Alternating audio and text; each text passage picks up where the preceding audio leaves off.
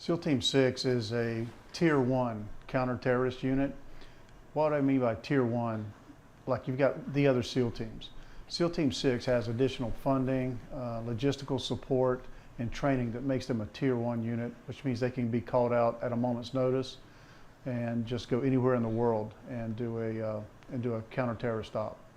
What exactly sets them apart from the other teams? Is it just where they're sent or training and all that too? Well, there's some enhanced training. The big thing, CQB. You familiar with the term CQB? Close quarters battle is probably the biggest thing that sets them apart from the other teams. Close quarters battle, like room to room fighting, like in this house, aboard a cruise ship, for example, airplane. Just inside a building. That's taken to a whole new level at SEAL Team 6 versus the other SEAL teams. So if somebody, what exactly does their training entail? First day of training, what are you supposed to do? Well, you got to understand, you're already dealing with an elite caliber of warrior here. All the SEALs that would screen to go to 6 have already gotten all their land warfare training, all the urban training, winter warfare, diving, skydiving. So you've already got like an elite warrior. So the training that would go into fine-tuning these guys for the specific mission would be that CQB. A lot more skydiving, for example. SEAL Team 6 does a lot more skydiving than the other teams. So they learn how to stack their canopies, like coming in to land, etc. So they just take everything to a whole new level as far as getting a whole team on target. And can you tell us about your time during the SEALs? What was your experience like? Well, my experience overall was good. My career ender was during the whole Black Hawk Down debacle where I was shot, but everything up to that was great. I had a lot of good ops at SEAL Team 2, and even at SEAL Team 6 when I was in Somalia, I had a lot of great ops, including helping other people and working with the CIA.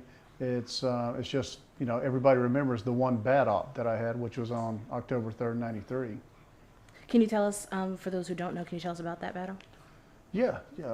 Well, basically, we'd been in Somalia for 2 or 3 months, and we've been working trying to find Mohammed Farah Adid, who was the bad guy, the bad clan leader. And on that particular day, we had some intelligence. Us, the Delta Force guys and the Rangers, had some intelligence that he was going to be at a certain hotel.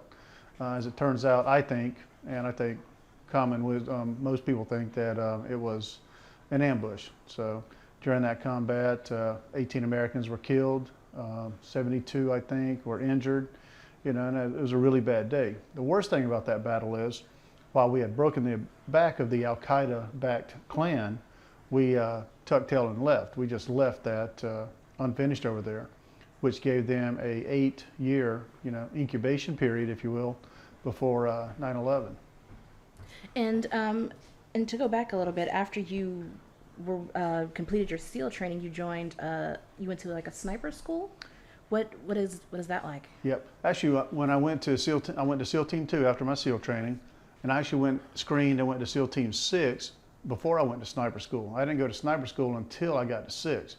I was at 6 as an assaulter, a door kicker, we call each other, and then found out we needed some more snipers, and I volunteered to go to sniper school. The sniper school I went to was just south of you guys. It's in Quantico, Virginia, and it's the Marine Corps Scout Sniper School, and it's the most storied, prestigious. And I could have went to any sniper school I wanted to. I chose that school because I thought that was the best sniper school at the time. And what exactly is sniper school like? Oh gosh, you know what it's like up there in the summertime, right?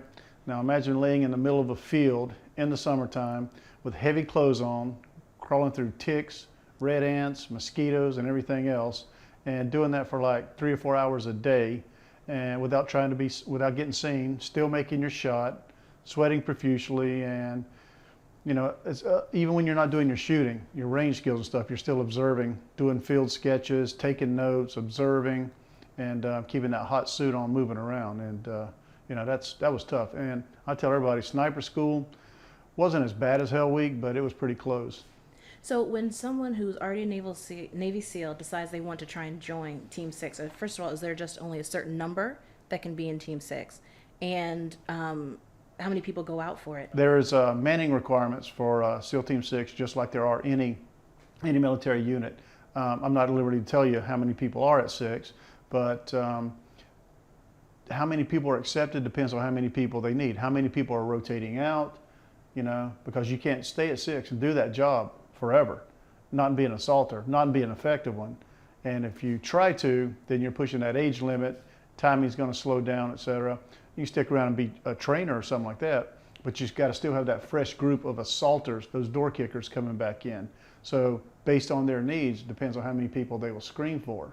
And they will actually screen for more than they need because invariably somebody's going to get hurt, get dropped from training or whatever. Now, if somebody doesn't make it the first time, is this a test that someone can continue to take over and over?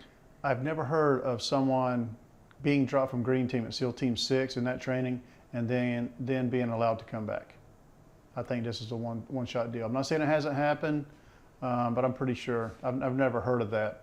Usually if you don't make it there, you just go back, to wherever you came from, and I've never heard anybody coming back again. Unless, like I said, it's a medical injury, that medical thing that you had no control over, maybe then go heal up and come back.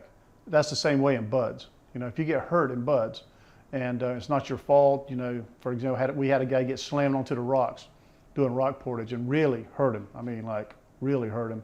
And he stayed around about 6 or 7 months rehabbing and then continued his training.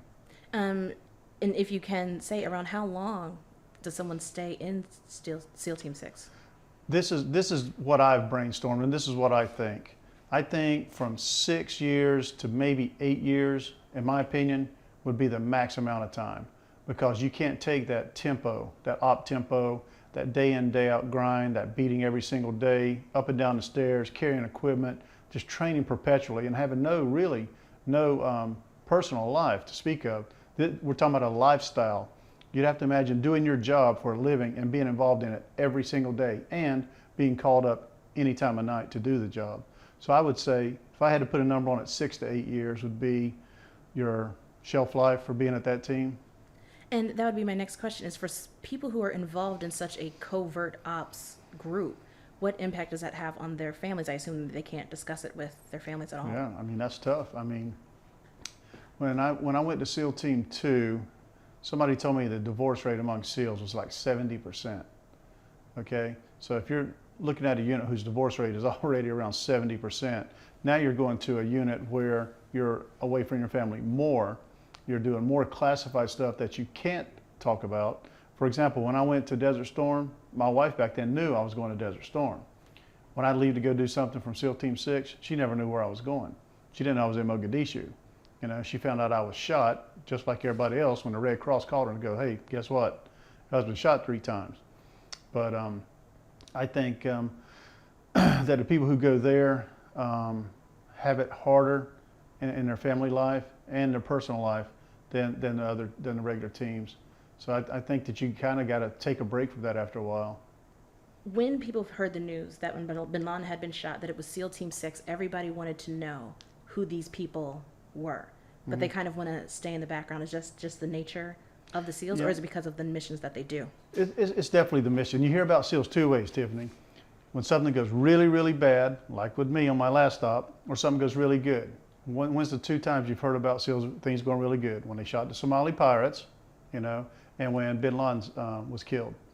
I can guarantee you that with all the intel that these guys got when they raided that compound in Abbottabad, that there's ops that have gone on since then that none of us know about and don't need to know about. And here's the thing, though, and here's the sad thing. There's probably been a dozen books written on SEAL Team 6, minimum a dozen books by different members and et cetera. But nobody really cared about it until Bin Laden was killed.